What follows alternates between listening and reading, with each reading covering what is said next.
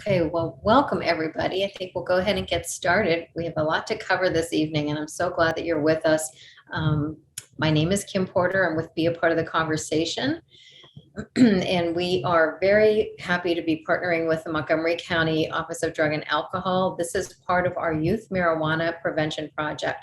So we have a 5-year grant with the county to talk about marijuana, cannabis, pot, weed, lots of different ways to talk about this, but we know that it really can have some important impacts on young people, and that is our focus with this project. And when we say young people, we do like to talk about the developing brain a lot, and so we're talking under 18, but really almost under the age of 25.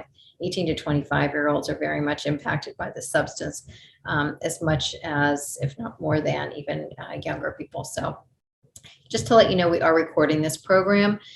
You are not visible in the recording if you're attending this, only the panelists and I are. So you don't have to worry about your questions being recorded. If anything that you want to put in the chat or Q&A will only be seen by the panelists on this program. So you're welcome to submit those questions at any time. And I know some of you sent them in ahead of time when you registered. So thank you for doing that. We'll try to get to as many of those as we can. When this program ends, there'll be an opportunity to take a survey. Please take a moment to complete that for us. We really appreciate your feedback. It helps us to know if this was helpful to you or what might be useful in the future. I'll let you know that we have a lot coming up. There's only one I'm going to mention because it's also through Montgomery County. This one is through, again, the Drug and Alcohol Department, but we're going to be talking about alcohol being used by 18 to 25-year-olds, and that's a specific population that we're going to dive into. We have some great panelists with us that night, next Tuesday, April 15th. We have 3 programs next week and a couple a week after that. We have a lot going on, so check out our calendar. That's where you will find information about all of this. And Judy Hirsch is with us. She's going to be putting on in the chat links to some of these things that I'm mentioning, by the way. We also want to remind you that there are parent partnership meetings taking place throughout the week. Most of them are being held on Zoom right now. There are a couple that are in person. If you visit this section of our website, conversation.zone, which is our website, /partnership, you'll find this calendar and a lot of other great information. But this calendar shows you all the different meetings. The green buttons are Zoom meetings. Purple buttons are in person. We have one that's hybrid, but please check that out. I'm a parent of someone in recovery, and I sure need these meetings to keep me grounded and connected to other folks who've been down the same road. So tonight you're going to be hearing, I'm going to share some information first, and then you're going to be hearing from Patrick Dowling, who is a licensed professional counselor. He's with Emergent Recovery. You're also going to hear a pre-recorded interview with Albert, who wasn't able to join us live this evening, but we're so grateful that he was willing to speak with us about his personal experience, which you'll hear about later. So we'll be showing you that recorded interview after Patrick speaks with you. So let's dive into this subject. Here's where we stand with legalization in the United States. And you can see here we are in Pennsylvania, where we have medical marijuana legalized.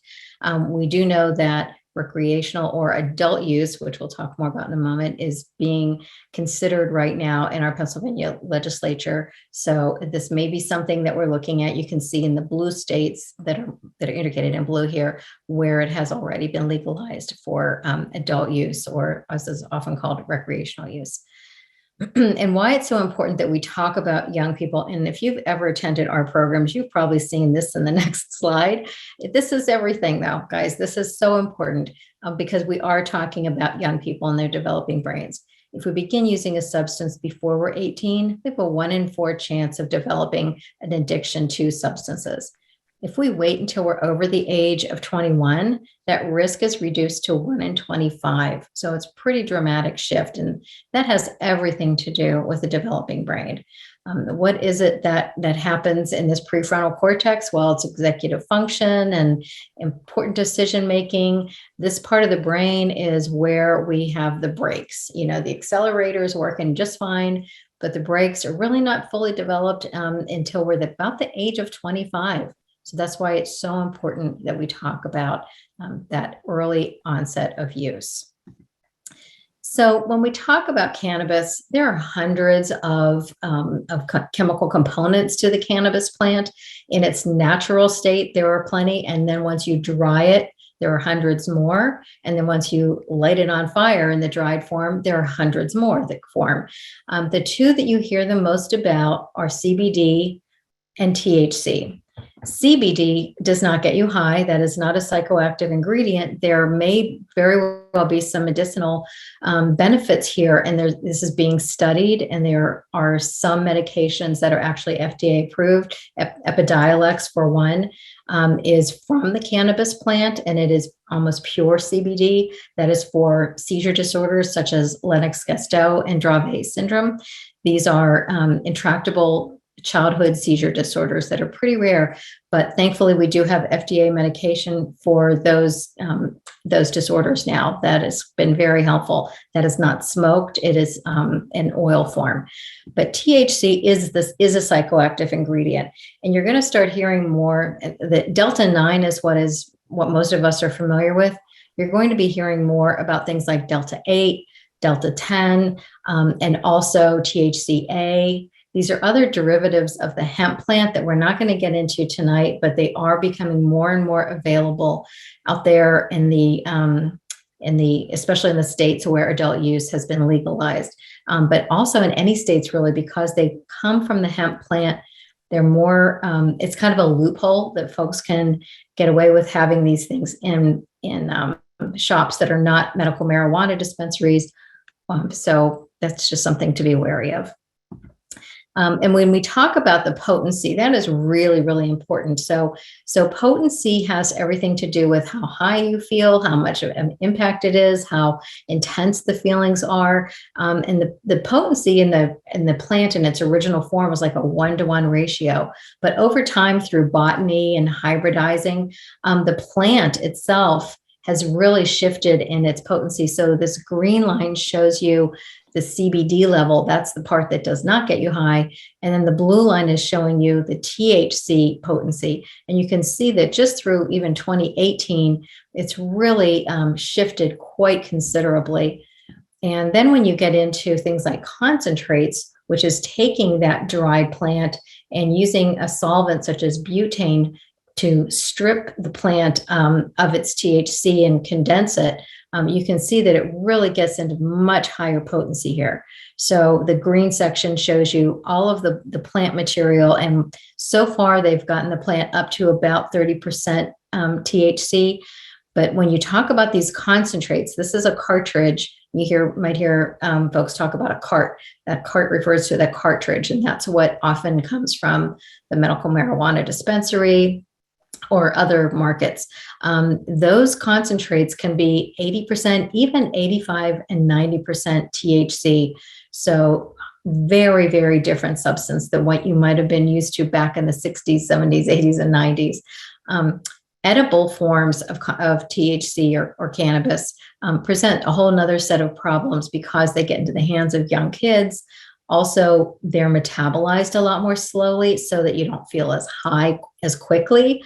So you might think, oh, this isn't really having an effect. And so you consume more, and then you're now becoming a bit toxic because of the amount of consumption to get that feeling. And these are just some of the products that you might see that are in the concentrate form, and all the different words that refer to the kinds of substances that are out there. And, back in the cigarette day when they were promoting cigarettes and getting in a lot of trouble for kind of targeting young people, there was Joe Camel, and thankfully we've had some legislation that had us dial back on that. But here we are today. Big Tobacco is kind of buying up a lot of these cannabis corporations. And so you can see that these are Lucy sticks. This is not cannabis, by the way. This is a nicotine product, but vaping has introduced a lot of our young people to cannabis. Vaping is not a substance, it's a device. So vaping THC, vaping nicotine, lots of different products that kids are using. Sometimes they're not even sure what's in the vape, but edibles certainly are very appealing to young people. And, you can't miss the billboards around here these days in Pennsylvania with medical marijuana being legalized. It all kind of promotes healthiness, and it looks so healthful and medicinal, just implied in the name. And so what we really need to understand, though, is this is what we're talking about. This is not organic. This is not natural. This is something that's been processed pretty heavily to get into these, really high potency products. In some cases. And in marketing of almost anything, the folks who are trying to sell their products are looking for the market that's going to buy their products. And much like alcohol and even fast food restaurants and so forth, there's this 80-20 rule, which is that 80% of the product that you're selling is being consumed by, in this case, 20% of those using that product. And this is absolutely true for cannabis. Some have argued it's actually even a greater disparity than this. So there's an inclination by the industry in some cases to want to get people really addicted to this substance, and it is an addictive substance. So we really want to be wary of that too. The good news is that not every young person out there is using this kind of drug. So cannabis is more and more available, in the medicine cabinets in some cases, but we have to be really cautious about that. But when you look at the Monitoring the Future survey, which is conducted every year among 8th, 10th, and 12th graders, you can see that lifetime use in 8th, 10th, and 12th graders in this case versus past year, past month use, and daily use, even among the kids who have ever tried it in their life, it's fewer than 50% of the population. So we would love to see some of these numbers come down, but alcohol is actually still consumed more regularly, more frequently among young people than cannabis is. So a little bit of good news there. There is some concern, however, among 18 to 25-year-olds. So this is looking at that 1 to 4 years beyond high school. The green bar representing those who in that age group who are not in college, and the red bar representing those who are in college full time. So you can see that this is not going in the direction that we would like. There's a lot more use. This is showing through 2020, starting in 1980. So yeah, there's definitely some concern in this area, but better to get started having these discussions sooner than later. Cannabis dependence can happen, and it does happen for about 9% of the overall population.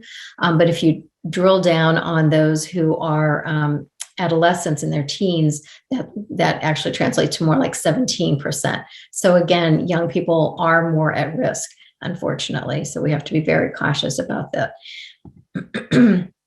And this is taking a look at, again, everyone on this bar graph is under the age of 25, but just showing the difference between a 12 to 17-year-old versus an 18 to 25-year-old. These are folks who are using regularly for 1 year, 2 years, 3 years, and 4 years. By the time you're into your 4th year of regular cannabis use, you are twice as likely, if you're 12 to 17, than an 18 to 25-year-old to develop cannabis use disorder. So we really have to be so careful about that. And we often hear the gateway drug question, is this a gateway drug? We could debate that all day long, but the reality is, and I love what a young woman who was sharing her personal story said. She said, anything that gets me high is a gateway to getting high. If I like how it feels, I might want more, and I might want to find something that'll do something a little more for me than the current drug that I'm using.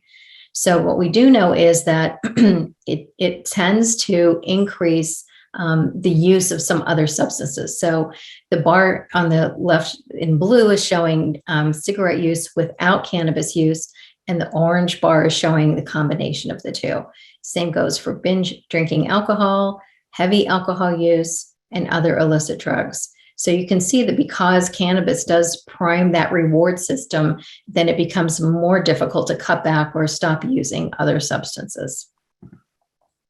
And cannabis is interesting. It doesn't have just one classification as the kind of substance it is.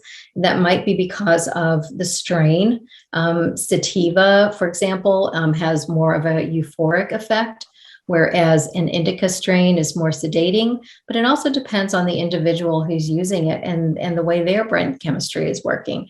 So in some cases, it might feel like a stimulant, in some cases, a depressant, and in some cases, a hallucinogen. So the feelings can be very different. So the signs of cannabis use can be very different as well. And you absolutely can have withdrawal symptoms if you've been using regularly. I think this is really important to note because, the more you smoke cannabis, the more your brain depends on this kind of, supply of THC. So when you stop using it, if you got in trouble or you really realize that I'm doing too much of this or it's getting expensive for whatever reason, you stop using. When you stop, your brain has to adjust to not having the cannabis any longer, not having that THC. So in some cases, these symptoms can be so intense that people choose to begin smoking again to get a reprieve from that feeling of I can't sleep, I'm feeling anxious, I'm feeling depressed. So it sort of validates that belief that this substance is helping me with my anxiety, my sleep, my insomnia, my depression. But it's actually just maybe a reaction to withdrawing from the substance. So impacts of cannabis on the developing brain in particular in the short term can be things like memory loss. I won't go through this entire list, but you can definitely see some changes in mood. Also, the red eyes. My son, when he was using cannabis back before he found recovery, there were Visine bottles all over the place. And that just was a big red flag that we frankly didn't realize. He told us it was allergies, but we know now that that was definitely a big piece of it. And long-term effects can be, there was a study done a number of years ago that showed a decline of up to 8 IQ points over time for regular users.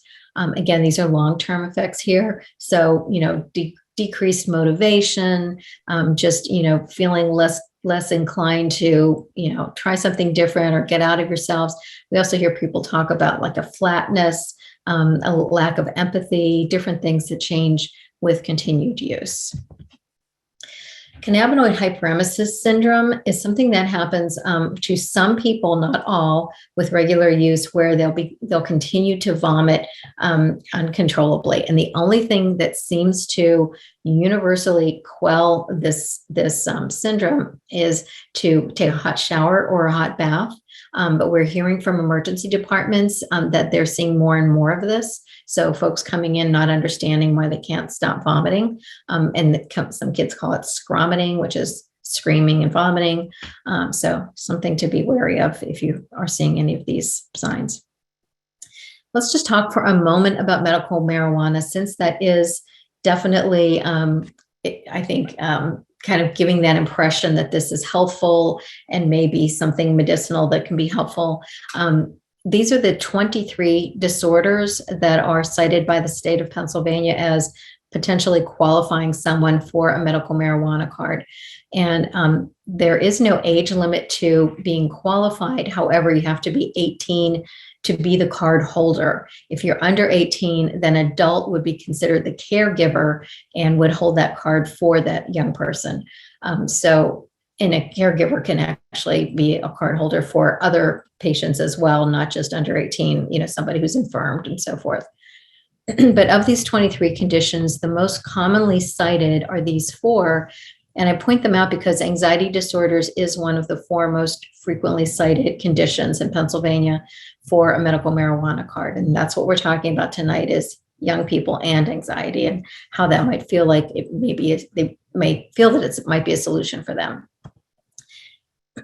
So there was a systematic review and meta-analysis done, which basically means that a number of independent studies of the same subject were reviewed in order to determine an overall trend. And so a whole lot of studies were looked at and determined that there is scarce, or in other words, very little evidence to suggest that cannabinoids can improve some of the things that are listed among our 23 conditions for the state, including anxiety disorders, including post-traumatic stress disorder. And these are two of the things that are very frequently cited.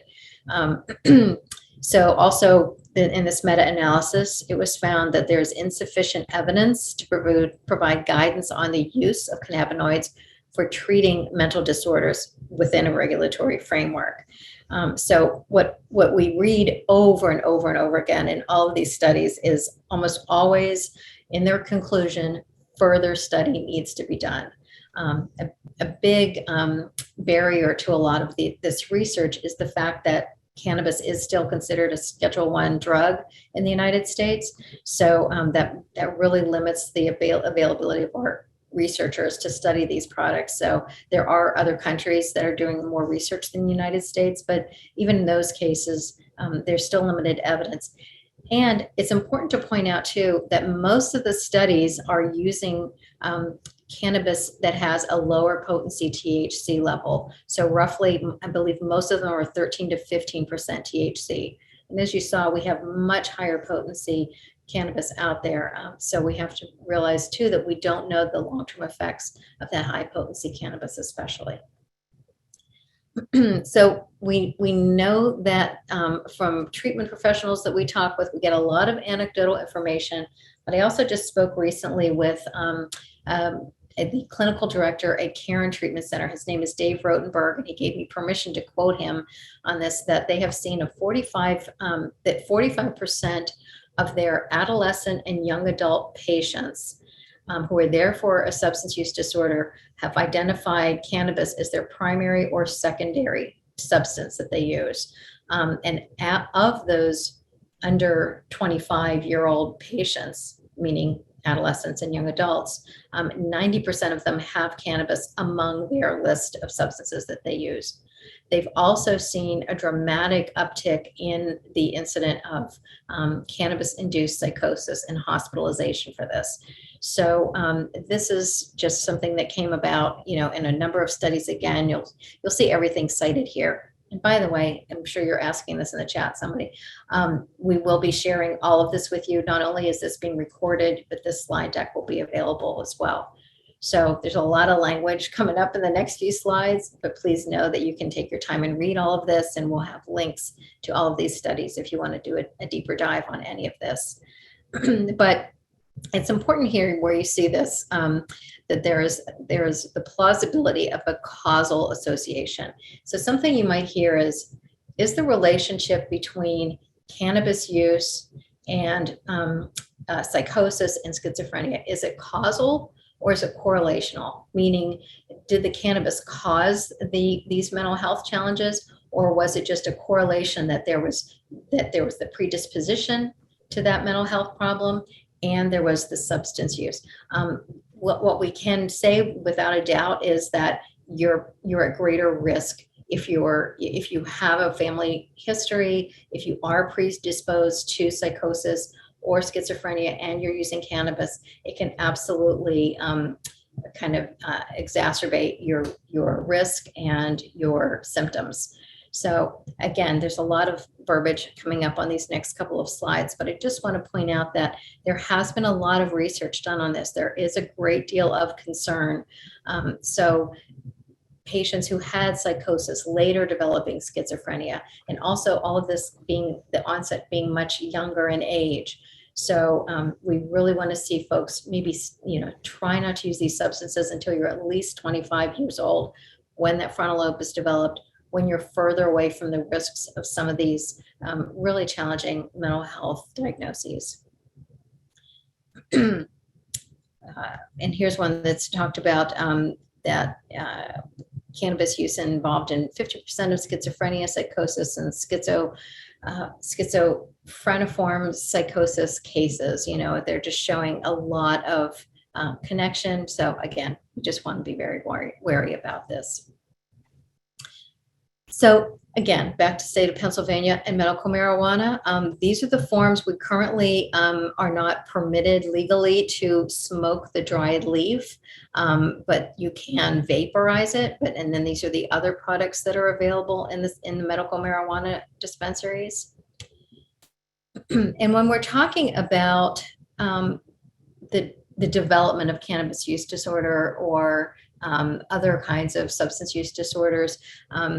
There's a spectrum. So for adolescents, this is the prevention area. So hopefully we're going to be preventing some folks from getting started with use, or if we recognize it early on, kind of nip it in the bud and lay down some consequences and see if that's helpful. But also there's the idea of a brief intervention. So taking some opportunities to place some consequences in their path and see if that might help to change their path. And then if there is substantial or severe use, to have them seek out specialized treatment, meaning whether that's inpatient, outpatient, IOPs, intensive outpatient programs, and so on. And you're going to be fortunate to hear from Patrick Dowling in a little bit, who is from the outpatient treatment world. So he'll be talking more about that. And just a couple of points that I did mention this earlier. Rather than calling recreational use, which is what legally is often referred to as allowing it to be sold in shops that are not medical marijuana dispensaries, we really like to encourage us to all use the words adult use, because recreational just sort of gives that, it adds to that connotation of it being fun and healthy and all of that. And it is really adult use that we're talking about. Recreationally, we sure don't want to see young people doing this recreationally.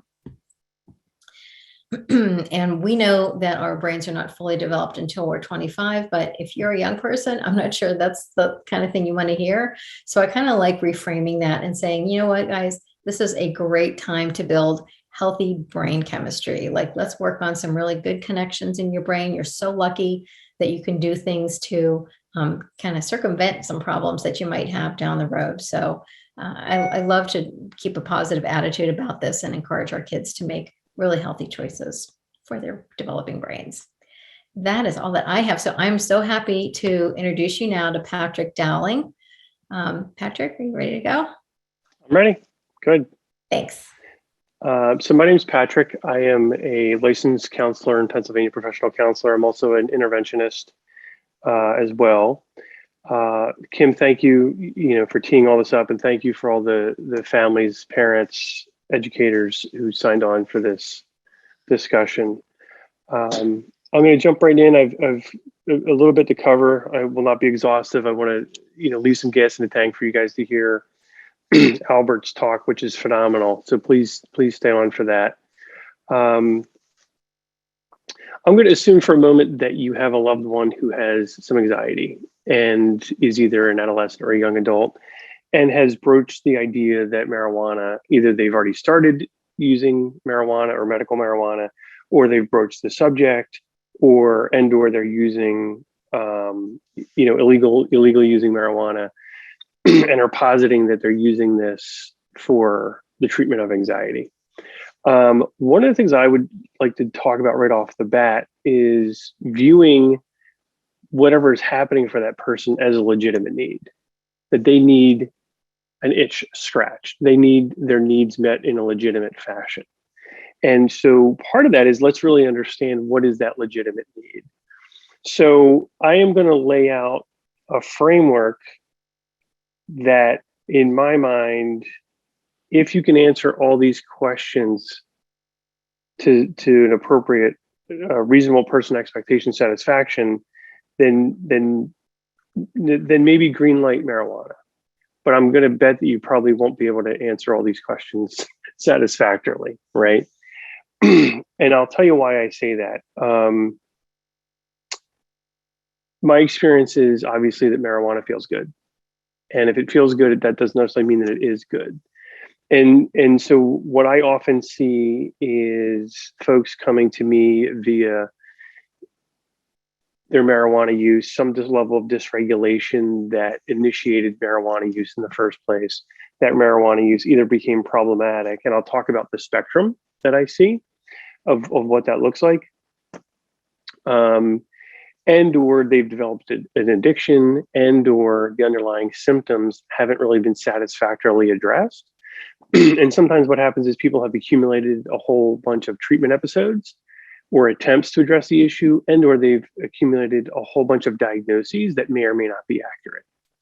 So I think one of the safeguards that I would offer is to be very thoughtful and thorough from the very beginning before we ever green light any type of medical intervention. And I think, some of the things, and this is something that came to us when we were, 16 years ago, when my wife was about to have a C-section, emergency C-section, and the doctor said, "Hey, here's an acronym to think about when you guys are making the decision whether to continue to try a natural birth or C-section." And they use the acronym BREAD, right? And what does that stand for? What are the benefits of this course of action? What are the risks? What are the expectations? What are the alternatives? And D, what happens if you do nothing, right? And I think, thinking this through, what's actually happening for my loved one, and what are the benefits of a potential course of action? What are the risks? What are an appropriate, reasonable expectation of this? What are the alternatives? And again, what if we do nothing? Benefits requires that we understand what the root cause is of anxiety. Let's just say that we're talking about anxiety in this case. Well, for anxiety, we would look at biology. Is there a family history of mental health issues, depression, anxiety, bipolarity, schizophrenia, right? Is there a genetic predisposition here that we need to look at? Are there social factors happening for that person? Is there, and we can come back to this a little bit, but there's a huge pressure currently via social media to be, quote, happy, right? And to look picture perfect and have your life together, except nobody really does, right? So I think that there's tremendous pressure on young people today to look, act, feel a certain way that is really unrealistic. And we call that comparing your insides to everybody else's outsides. And I think that's causing a lot of harm. Obviously, social media, all the research indicates social media is incredibly bad for you. Increases depression, increases anxiety, creates unrealistic expectations. Is it part of our society? Absolutely. But I think we have to take a look at what are our loved ones digesting in terms of realistic expectation for self, and how do we help them identify what that is. So we're looking at biology, we're looking at social factors, we're looking at family relationships and or conflict in the home. Sometimes anxiety is adaptive to stressors, and it motivates us to resolve an issue. Are there gender or sexuality identity issues happening that need to be addressed or supported? So I think my concern is, I see quite a few clients coming in with some marijuana use and or medical marijuana use that have what I call shoddy diagnostics. And we could talk at length about this. Is people can call up to a dispensary, get on the phone with a physician, and within pretty short order, you have your medical card for a presumed issue that may or may not be legitimate. But you're getting green lighted. It's hard to not actually get green lighted via certain mechanisms, certain physicians, to get diagnosed with a condition that qualifies for a medical card. I think that there's a zeitgeist now that marijuana is a panacea. It's a cure-all. We've seen this movie before. We just saw this movie in the last, how many years with OxyContin and Percocet. That movie did not go well.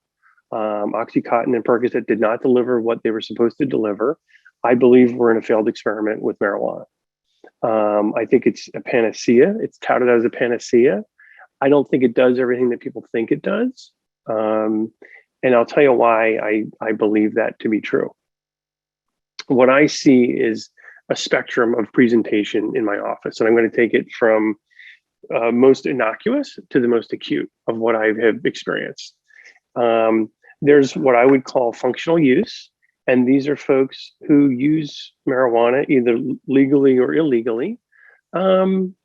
What I would say, and I will use the term recreationally, and they are able actually to do that. They use it rather infrequently. It's not consistent. It's not persistent. It's rather infrequent. And that actually usually correlates to them having a pretty low need or drive for self-medication, meaning they're actually pretty well adjusted. They don't have a significant degree of distress. And they use once in a while, the same as someone else would use, 1 or 2 or 3 drinks, and doesn't cause any harm, and they move on.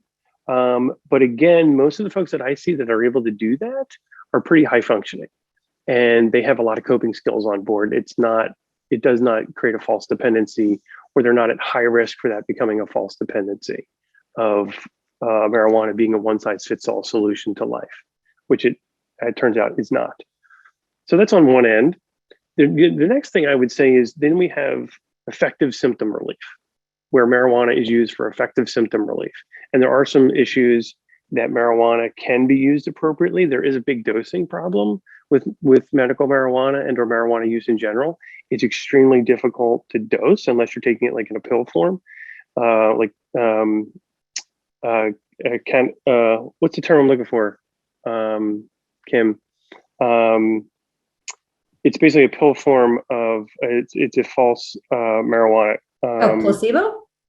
No, it's I'm sorry. marijuana, but it's in a pill form, and it's extremely controlled dosing. Oh, Marinol you're talking about? Marinol, sorry, yeah. So Marinol is one of the few ways that you can actually really control dosing. Everything else is really about how much you're going to ingest or how big a hit do you take.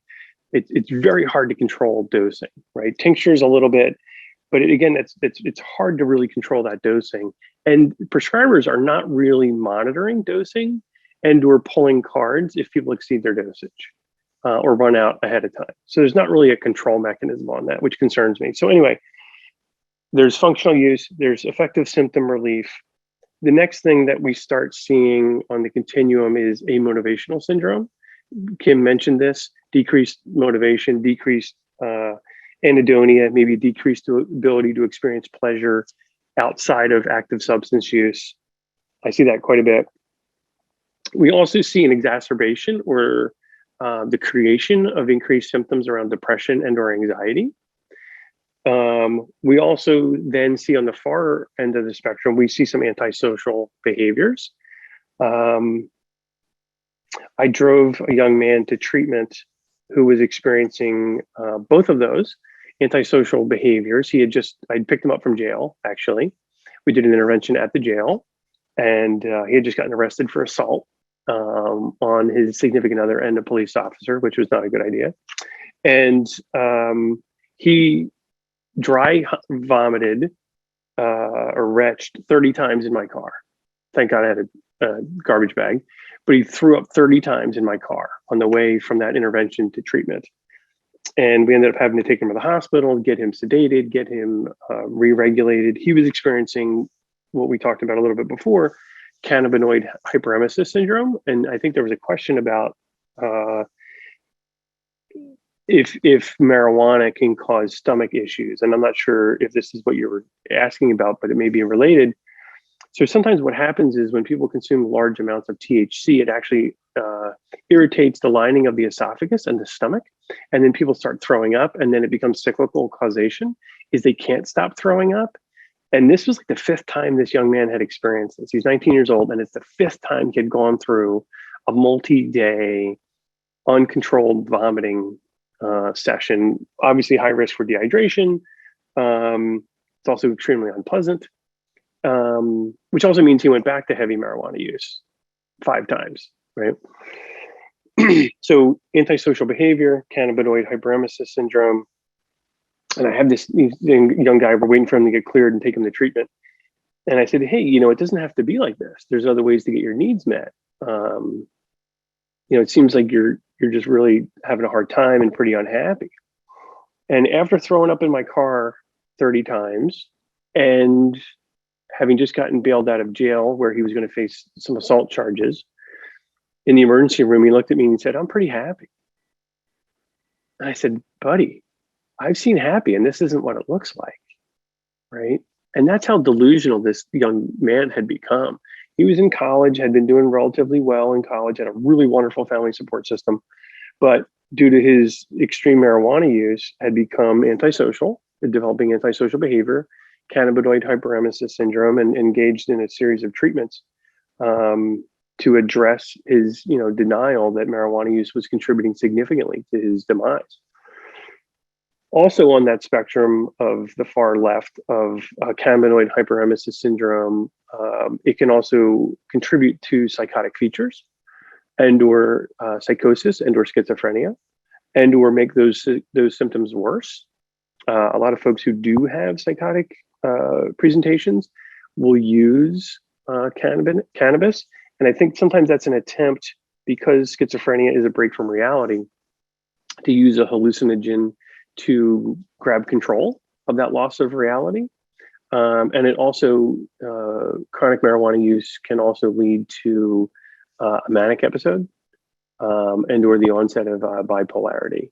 So those are just some of the things that I've seen as both a clinical director and an individual clinician. Some of the things that I've seen via marijuana use. So I think it's helpful when we think about these different buckets that a person could land in, from rather functional use, symptom relief, amotivational syndrome, depression, anxiety, antisocial, cannabinoid hyperemesis syndrome, mania, psychotic features. When we think about one, genetics, two, risk factors via their mental health issues, to really self-appraise and say, wait a minute, what bucket is it most likely that this person is liable to land in via introducing marijuana, be it illegal or medical or whatever, into the mix, right? And what's the likelihood that this person is going to be able to self-regulate their marijuana use? Or is this marijuana use going to spark the desire to engage more, smoke more, use more?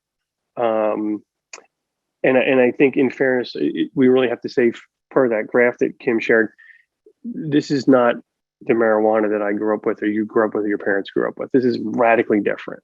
So when we hear marijuana, I want you to hear, this is radically different. This is at minimum 3 times stronger than what we maybe have experienced, and more likely 30%, or even greater with the liquid forms. It is completely different. When I dropped that young kid off at treatment, one of the detox nurses looked at me and he says, she was in long-term recovery. She looked at me kind of jokingly and said, they've ruined marijuana. Like, it's ruined, So some people who used to maybe in the 60s, 70s, 80s smoke marijuana with rather impunity, and went on to be successful, that bucket has moved, right? That doesn't mean that everybody who uses marijuana is going to have that problem, but the bucket has moved in that we're dealing with a very different drug right now via the potency. So I think that bears saying. Let's not play our movie on their screen. This is really different. So if we can look at what's the root cause, right? Legitimize what's going on for somebody. Why are they seeking marijuana? What do they really need? They're not actually THC deficient, right? That's not an actual thing. Nobody's deficient in THC. You don't need it. What we need is symptom relief and or coping skills. So what are the root causes? Do we have an accurate diagnosis and or assessment? Diagnosis, sometimes it's not a diagnostic. It's maybe they don't have a mental health condition. Maybe it's subacute, and or they just have stressors that they need to manage better or get more support on. If there is an issue presenting, what are the best practices? And that's a really good conversation with a psychiatrist, with a therapist. What are the best practices? For anxiety, marijuana is extremely far down on the list of things to try. It is in no way a first line or a second line defense for treating marijuana effectively. The third thing I would look at is going back to that bread piece. What is the potential for harm? What is the addiction potentiality of this individual? What is the likelihood that they're going to avoid the integrity building work of building coping skills and digging in further to marijuana use as an avoidance tactic, for the real work that will help them be successful with whatever their mental health conditions are and or life in general. The next thing I would ask that we would take a look at is, what are the fail safes? So I would spend some time as a school counselor, and whenever we would put an intervention in place, I would always be the one in the room saying, hey, when are we getting rid of this intervention? And how do we get rid of this intervention, right? So if somebody needs a one-on-one aid, unless they are legally blind or have some other long-term disability that the world is going to accommodate, if we're going to give somebody a one-on-one aid or give some accommodation, the real world isn't going to do that. I spent a couple of years as a college counselor too, and the accommodations are different at college than at the high school level. I think a lot of high schools are also in the business of not getting sued. So when we put an accommodation in place, how are we getting off of that dependency and fostering a healthy interdependence and a self-dependence?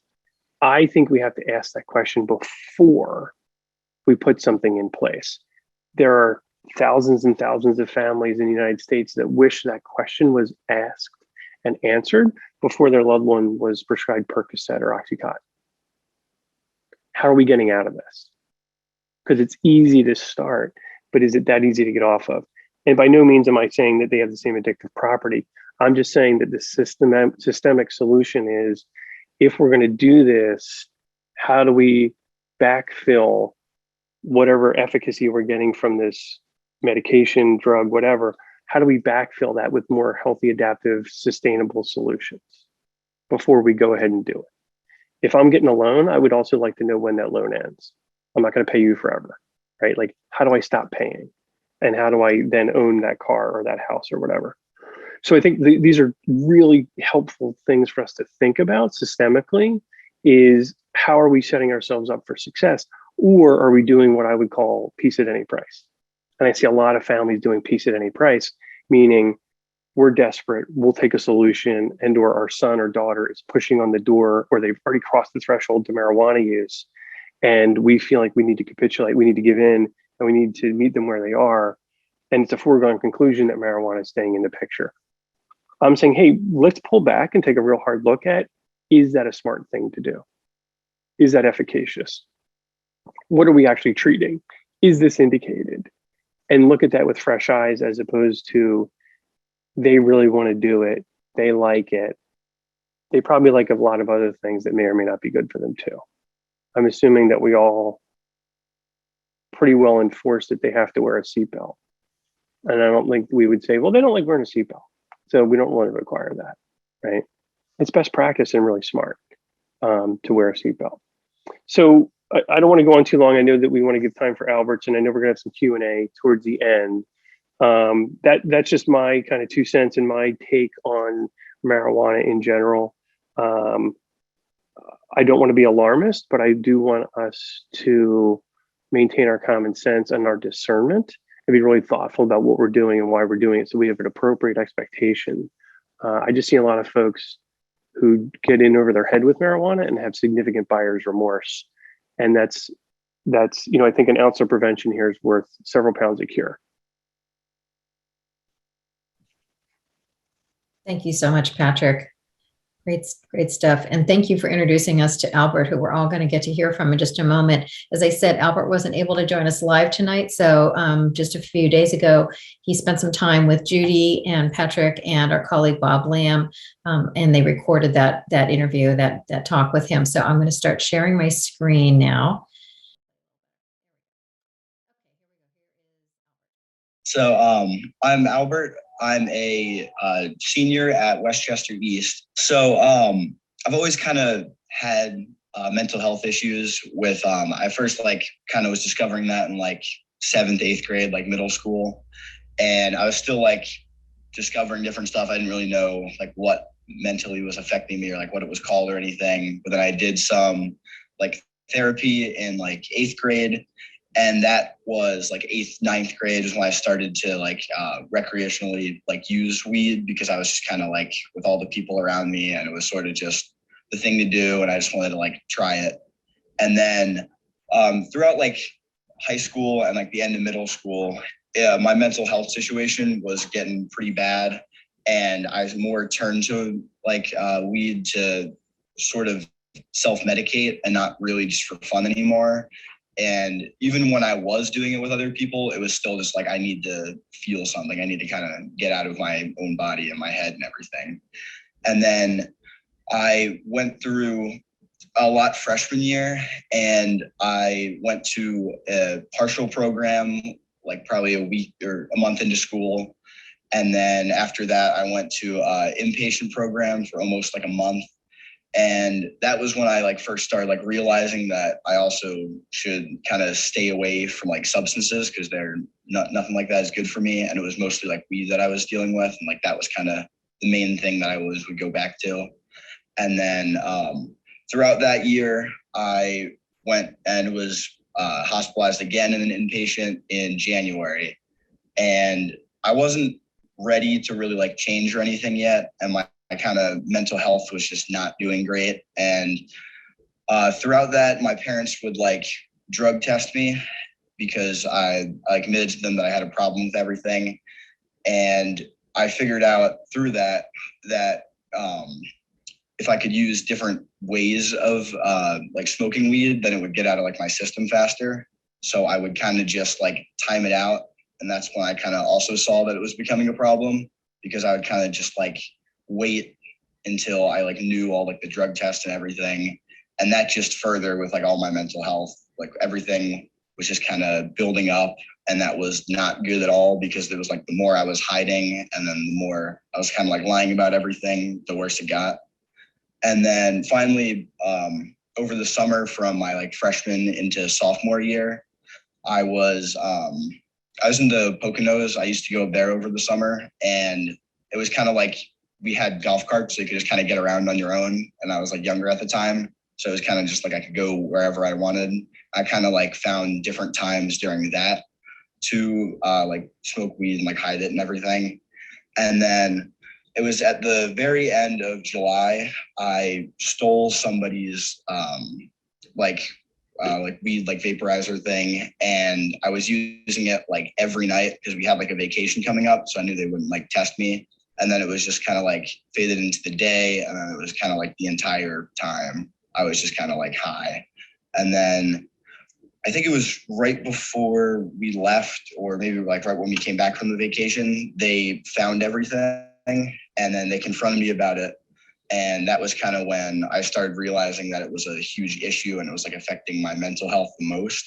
And then I kind of like got deeper into like therapy and everything. I had like an IOP group that I went to that helped. And since then, I haven't used any sort of substance at all, like no like drugs or anything. And I have been doing like a lot better. We figured out that it was a mood disorder, kind of like something with bipolar. And it definitely, over the course of dealing with that and treating that, it has been way, like the best thing was just to stick away from like weed and any kind of like drugs, because that just like, even though I didn't have a specific like alcoholic or like anything like that, like addict dependency, it was still just like really bad for my mental health. And I have a lot going on right now. I have swim. I'm the captain at East, and then I also swim for a club. I have a job as a server / dishwasher at Bellingham Retirement Community. And I definitely have a great group of friends that all work there, and like people from swim. It's a good community of people. And then for next year, I'm planning on going to Bridgewater College in Virginia, and I'll be swimming there as well. So. Awesome. And, you know, it's interesting. So I wanted to ask you about maybe contrasting where you are in your life and the cylinders that you're hitting on as compared to before you really put weed to the side and started aggressively addressing your mental health. Like, if you can just talk about that contrast of where you are now from where you were before you really dug into your work. So before everything, and I decided like make the change and stay away from weed, I wasn't really like myself. I kind of always felt like out of body, like looking on someone else going in. And it was kind of like everything was moving super fast. I had no control over everything, and everything just stressed me out, and I just couldn't like deal with like day-to-day situations. I didn't really have too many friends. The ones that I did have weren't very like consistent. It just kind of like they came and went. I didn't really care about it. And yeah, everything just was not good. But now, after like staying off of it and like almost like I think like 2 years of like therapy and everything, I'm doing a lot better. I have pretty much something every day of the week. I have like swim every day, so I'm busy with that. I go to the gym a lot to just work out, just kind of like, it's a good like coping mechanism, definitely. And then I have like a job going for me. I have plans for college. All my grades are a lot better than they were. And everything is just like consistently calm. I'm busy, but I'm like content with it. Can you talk about how your parents engaged with you that was effective and supported you through that process until you were ready to take more ownership of your own journey? So that was, I'm very fortunate with my parents. I went through pretty much from 8th grade to now in some sort of therapy. And they've always been there. In the beginning, they kind of didn't really know much. So I pretty much just lied to them about everything. And they were still there through that. And then throughout freshman year, when I went to like 2 different inpatients, a bunch of partials, a bunch of like IOPs and all that stuff, they kind of like pushed me to do better then. And they're still there to like back and like cared about everything, even when they saw that I couldn't really do anything and I wasn't trying in some of it. They were still there, and they still I think the drug testing definitely helped that they did on me. It was that was for a while. They still like can occasionally, but they don't anymore, like trust. But that definitely helped just to like stay off of like everything. And like I obviously couldn't do weed like as much, even though I found ways around it, which is kind of stupid. But I think just them being there consistently into where I finally realized that I wanted to like change myself. They were still there, and I could build back that trust with them. What made you decide to try weed in the first place? I'm pretty sure it was just like lots of other people were doing it, like kind of that like cliche like peer pressure thing. But it was more just like it was there, and I kind of just wanted to feel something. And then once I like tried it, it was just like feeling where nothing really mattered, and I can just kind of be whatever. It was kind of like freeing, and that turned out to be not the best thing. So Did it seem like you were chasing that feeling? yeah, definitely. Because once I like got there, it was kind of like, wow, this is amazing. I need to always feel like this instead of finding ways to work on stuff and like feel like that in a good way. I just decided to do the easy option of weed. So How hard or easy was it to get weed? super easy. Yeah. It was like high school and middle school. There's just always people that have it, even if they aren't like your stereotypical, like, oh, they deal drugs and everything. Like somebody, you know, probably has weed. It's very easy to get in like our kind of generation in school. How long do you think it took for you to kind of brand yourself? Because you had a reputation, right? People kind of knew of some of the stuff you'd been through. How long did it take you to rebrand yourself, and how did you do that? It was probably around 6 months, or I think that's when it sort of like started the shift. It was, I was returning to East sophomore year, and I just kind of went in with the plan to just be myself and kind of not go out and try to be like, oh no, that's wrong, I never did that, like all that kind of stuff, and like just chase the accusations. But I just kind of went in and I just was myself, and I just kind of waited for the right group of like friends and then people to like start like noticing, instead of just like going back to old people and trying to change. And that was definitely a rough process, because just I had a pretty big like reputation of being like that pothead that like no one really cared about, kind of disappeared for freshman year. And then coming back to that for the first like 6 months, it was kind of like rough. But then I'd say after like a month or two, I started getting more friends that just kind of like saw me and like wanted to talk to me that maybe didn't know me as much. And then I kind of expanded to talking to more people in my classes. And then it sort of just kind of grew from there. It was pretty slowly, but definitely the best way to do it. It's interesting. It was not hard to get.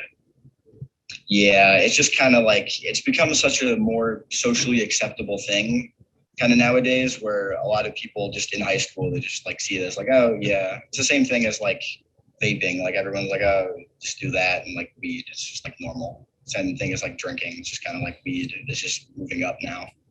So I have a time travel question for you. If you could travel back in time as your current self and talk to your parents, right, at that time when you were 15, and talk to yourself, what would you say to your parents and what would you say to you, knowing what you know now?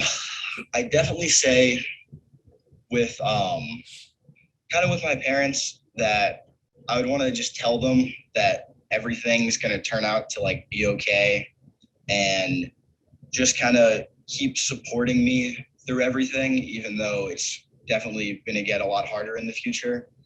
But just kind of stick with me and try not to like give up, that sort of thing, because that's definitely what helped me most throughout everything, was just like knowing that their support was there. And then I would definitely just tell myself, because I'd probably just tell myself to kind of just be myself and not worry about other people, even though I think I would just the old me would just tell me to leave and just not believe it. But like I would kind of just say, try to make a change in your life before you're kind of forced to. I'm curious about, Albert, you recovering trust with your parents, and how did, like, what was happening that you noticed that trust was coming back on the table? Yeah, that was probably the hardest part, because out of like the 2 or 3 years that I went to all these like different mental health places and all that, and just kept like lying to them about stuff, it was definitely the hardest part, just to build back that trust with them. And it started kind of pretty much the same way that it went with how I was like introducing myself back to my peers. I was just kind of as open, as honest as I could be with them about like everything. So it wasn't the most comfortable thing for like a teenage guy to just open up to like everything about everything to like my parents, but it definitely helped the most just to be honest. And kind of from there, since I had like lied and kind of just made up everything so many times, we did have like kind of checkpoints to like see how well I was doing with like other people and like my Patrick, like my therapist and all that kind of stuff. But it was mostly just a over time sort of thing. And it was kind of, you could see the trust opening back up with like things in my house. Like we kind of have like all the medications locked up. We had like all the sharp objects and everything. And like all those sort of things started to go away. And we just had like conversations about everything. And that was the most helpful. It was more like, and especially like now, like any issue that I sort of have or like anything that they have, we just talk about it. And it's super nice that we just have that like communication. And it still just all relies on just all of us just being honest with each other. So that's pretty much the thing. One of the questions that we got from some of the registrants is, how is it best to tell adolescents pot is not the answer to their anxiety when they feel like it is? And you kind of highlighted that, like, you and your parents did this negotiation, this protracted negotiation, wherein they obviously felt it was not a good idea and you felt like it was, and that took quite a bit of time to renegotiate. But how is it to have that conflict, friction with your folks, and for them to be able to hold that tension and support you at the same time? That's a tough thing to do. Probably the best way to kind of tell someone that's like dealing with like mental health struggles and like trying weed is sort of just showing them all the other options, because I feel like as soon as like someone gets their like mindset on it, like, oh, there's this like super easy thing that you can do to like just make it all be better, but kind of just showing them that like long term, like weed only sort of lasts for however long you do it, and it's like a dependable kind of like substance. So you have to kind of like tell and like show your children that it's not like sustainable for the long run, and that you kind of have to work through the bigger mental health issues before like trying anything else, or because that's not really going to work. Even with like regular like medications, you still need to put in the work to make yourself change before some outside substance can help you. Like, was it a daily habit? Did it become a daily habit? It was kind of like I would time it out. So I would do it and be pretty much high, like for a good like portion of the day, and like kind of time it out for like I would take a drug test for my parents, and then that day or the next day go like find someone kind of like over that summer, that was a lot, that like had like a cart or something, because I figured out that I could like get out of my system faster and stuff. So then I would kind of time it out so it'd more be like a bi-weekly thing. And then it was when I like found my own and kind of like timed it out was when I just kind of didn't really like have control. And it was just like I did it the first 2 nights in a row. And then the day after I had to go mow the lawn. So I'm like, oh, let me just pass time faster. And then it was kind of just like feeding more into like the day of just kind of always being high. How do you feel about, I know you're going to be an athlete in college, but how do you feel about the exposure at college to weed and how you're going to manage that? I feel like I'm in a lot better of a place to kind of deal with that, because I know obviously it's college, so there will be like a lot of people that like use weed like recreationally and everything. But I know just kind of being like at school and at work, like around people who like smoke daily and stuff like that, I've kind of grown more used to it to where I kind of like, I know that they're not just gonna like offer it to me. And like right now, which is kind of like the good thing, but when I go over to college, they like will. So I kind of have to just stick to the kind of like message of myself to be like, oh, this did not go good and I'm like in a good place kind of thing. So just that like reinforcement of kind of reminding myself everything so I don't go back. And we're back.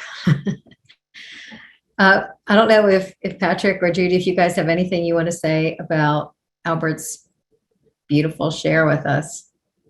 That he did such a great job. And I know that some of you will probably want to say thank you to him. And even though he's not here, I promise you we'll pass along anything you wanted to say.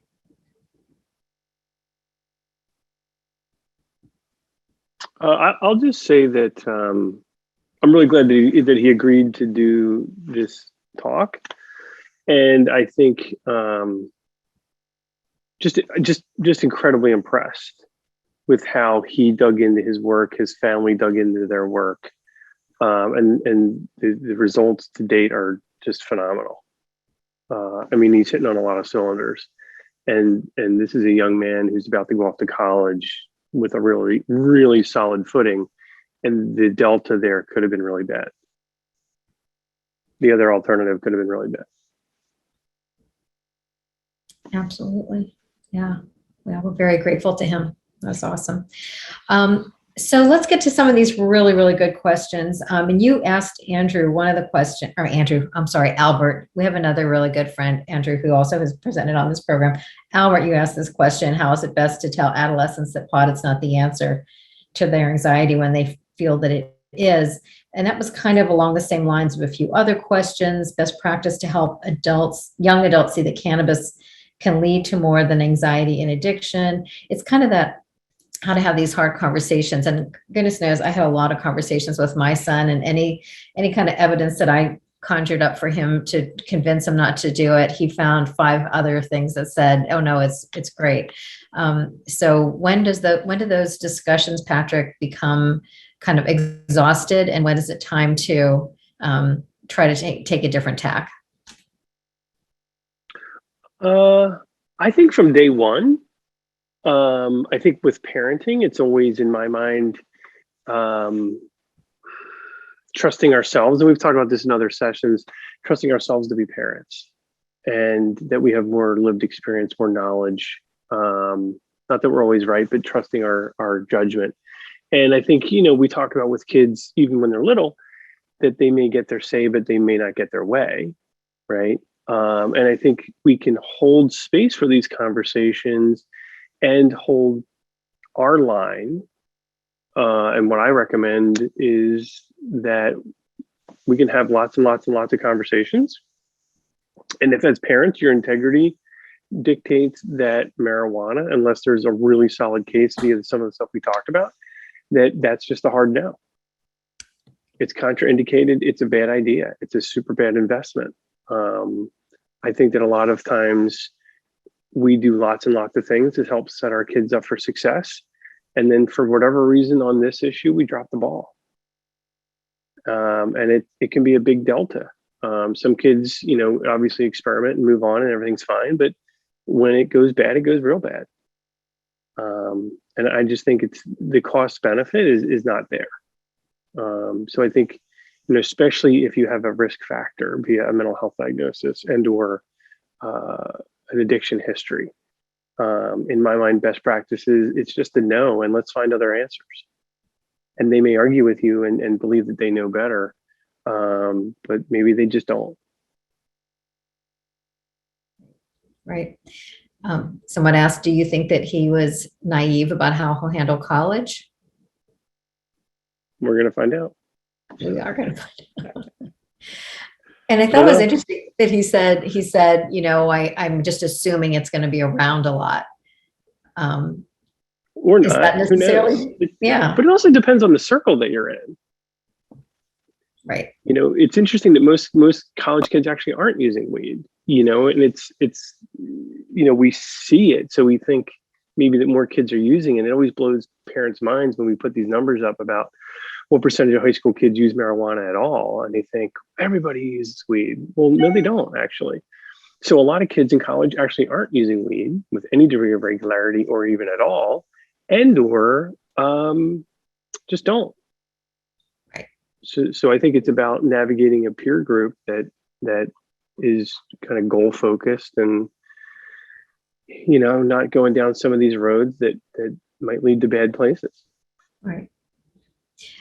And there are so many opportunities, especially in the college experience, you know, with collegiate recovery programs and places like that, where you can, you know, even if you have an use disorder, alcoholism, you know, you obviously take it real slow about getting back into a bar scene or someplace where you're going to be vulnerable and put yourself at greater risk. And having somebody with you as your wingman who's also in recovery is always, I think, you know, really wise choice. So hopefully he'll find his people. Not that he's necessarily, you know, a full-blown recovery guy, but it's just a really great thing to have some support from people, peers, like you said, who are making choices that align with yours.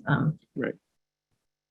So here's a question: how to handle a psychiatrist who won't talk to a parent because of HIPAA? How to get a young adult to agree to sign a release? You know, that situation. Can you talk about that, Patrick? Yeah, I mean, I offer basically when I engage with teenagers, and frankly, when I engage with young adults, this is just a strategy that I use. When teenagers and or young adults are dependent on a family system, they're not really calling their own shots, right? So technically, yes, the age of consent for your own mental health treatment is 14 years old. The age of consent for drug and alcohol is 0, right? So with technically a 2-month-old can consent to their own drug and alcohol treatment, right? When somebody's dependent on their family system, I offer this agreement that I will work with them if they allow their family system to know what is being recommended, meaning are they at the appropriate level of care, right? Are we doing the right things? And what are those right things? And are things getting better or worse? I believe that families deserve to know, am I supporting my loved one getting better or worse? And are the things that we're doing effective or ineffective? Meaning, do we have a realistic expectation that what we're doing is going to help? Because you are supporting that person financially, emotionally, and I believe that you deserve to know, are we engaged in an exercise in futility, or are we engaged in this going somewhere? And I think it would be bizarre for parents to fund college for 4 years and know nothing about whether you passed any of those semesters or not. That would be crazy to say, hey, we're going to just write checks for 4 years of college. Hopefully at the end of it, you get a degree, or 5 years, right, is the average. But that would be unbelievably bad idea, right? I don't think that we should just write a blank check to treatment.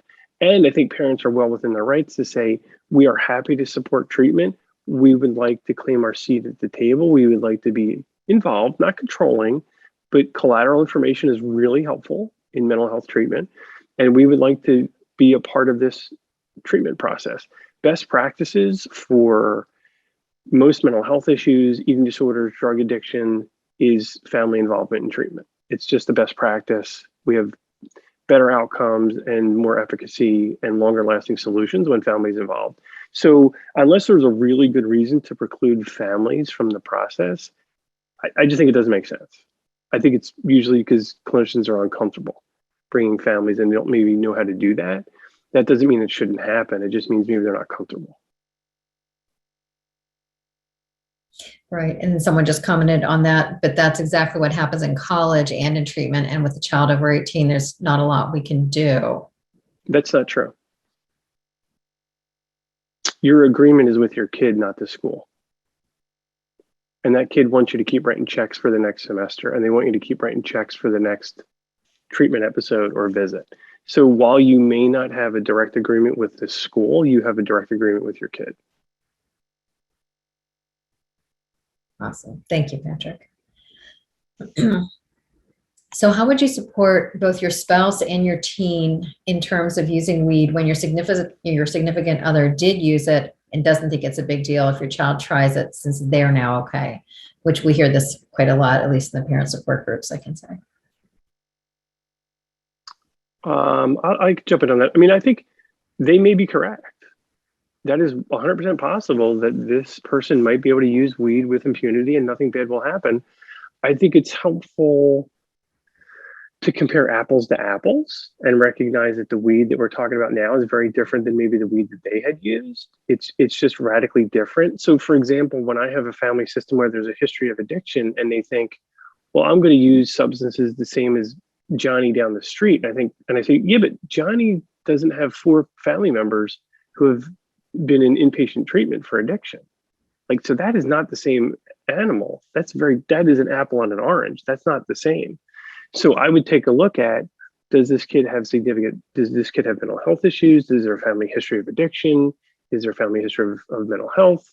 What are we really talking about here? Because it's not fair when we compare an apple to an orange and say, yeah, but we should have gotten the same result as that other apple over there. But we're not the apple. Maybe we're in a different bucket, right?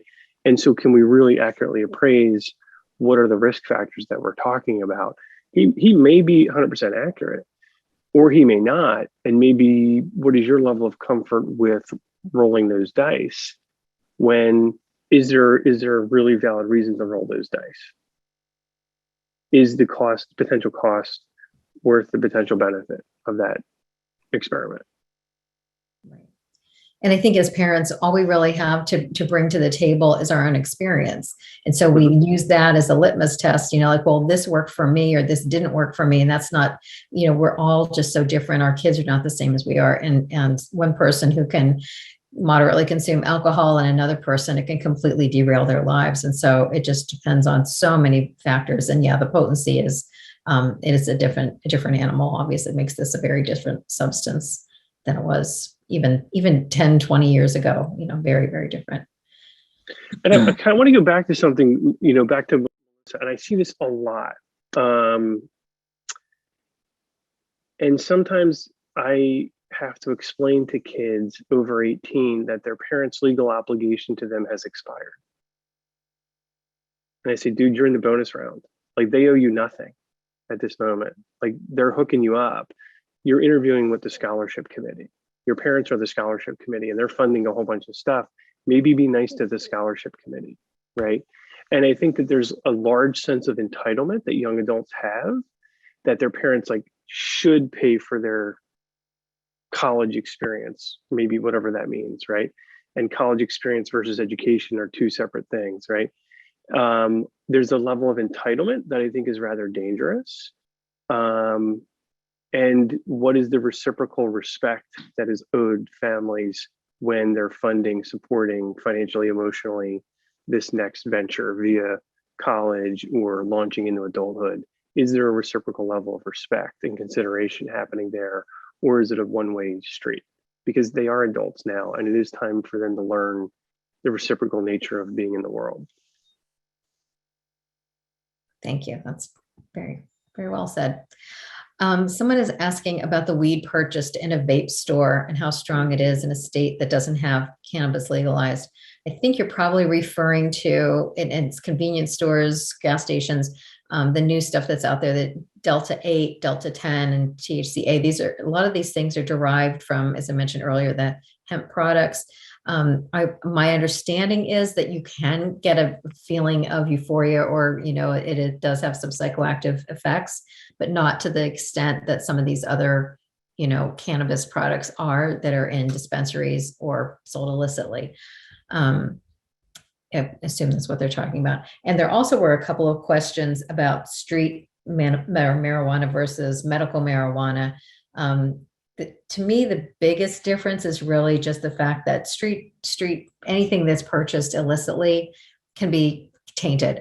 We're hearing horrible stories about fentanyl being in not just heroin, but also cocaine, and in some cases cannabis even. Not very often, but it can happen. So, there might be a little bit more sense of security with something that's purchased in a dispensary, but there's not a lot of difference in the potencies can be very high in those cartridges that are purchased from dispensaries. But otherwise, anything on the street is going to be Wild West. We have no idea, obviously, what is in those products.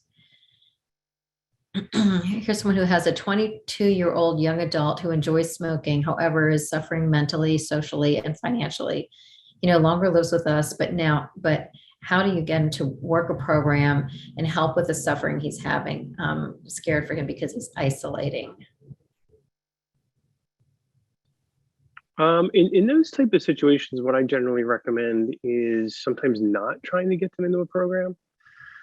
I actually recommend seeing if they're willing to come to the table either in a family discussion or a family therapy session, and actually not advance the agenda of asking them to change, but just really trying to understand what's happening for them, what they're trying, what's working for them, what's not working for them, because the best practices of some efficacy, like what's going to work, that kind of conversation just kind of happens. Meaning, if we get in front of somebody who's a mental health professional, they're going to see that some of what's happening is contraindicated, maybe not the best practice, but I think that it initially may cause a level of defensive-ness. So I think maybe just really trying to understand, even for a couple of conversations, without maybe moving into solution right away, because they might bounce off of that conversation. But I think that conversation with sufficient support, safety, would pretty soon in the first 3-4 sessions or conversations lend itself to what else can we do that might help be more effective, help you get more of what you want, meaning you, the identified client, or the 22-year-old. What's the problem? What have they tried? And what else can we try to help them get there?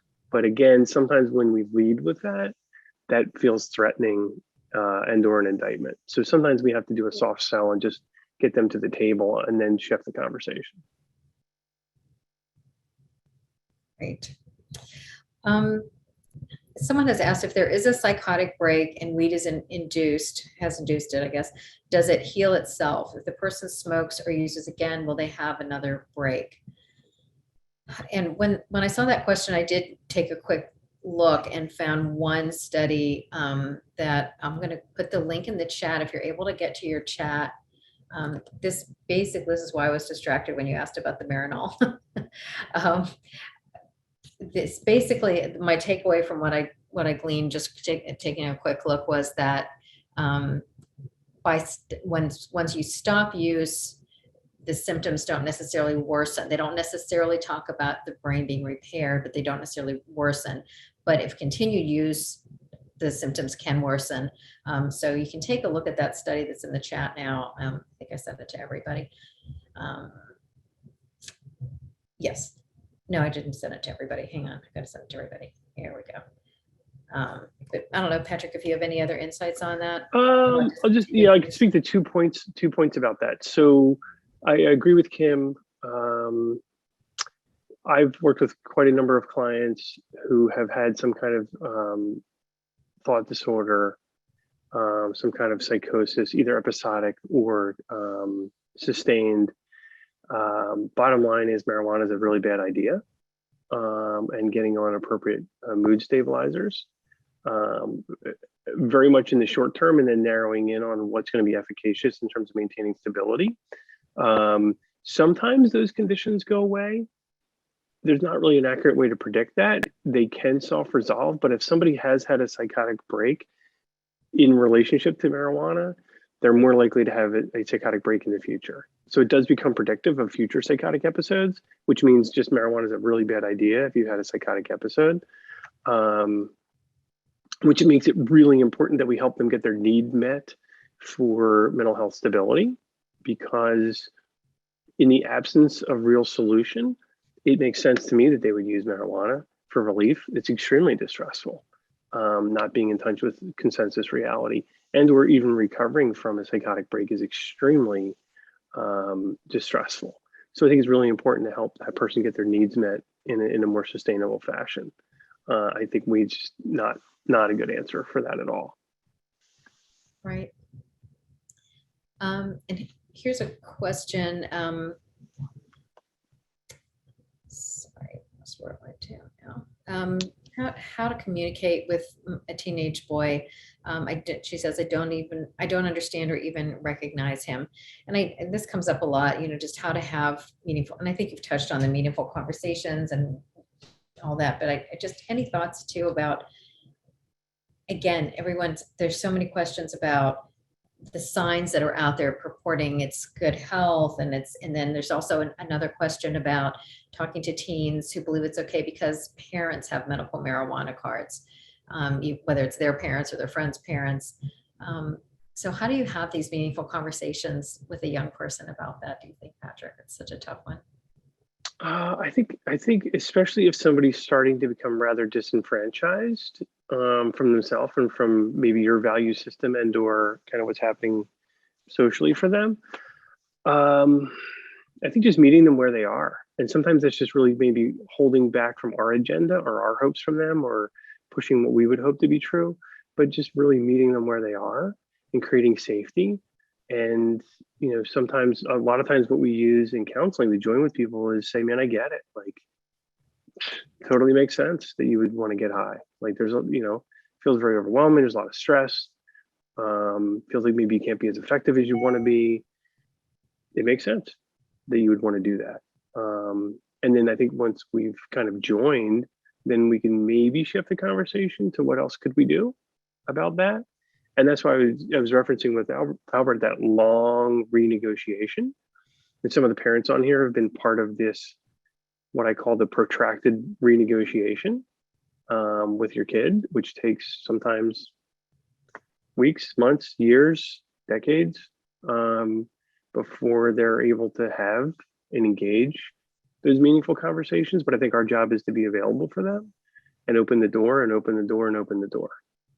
And we don't get to control when they're willing or able to come to that table, which is the hard part. But just being kind and loving and opening the door as much as we can. And that's not a great answer, but it's the best answer I have. Yeah, I know.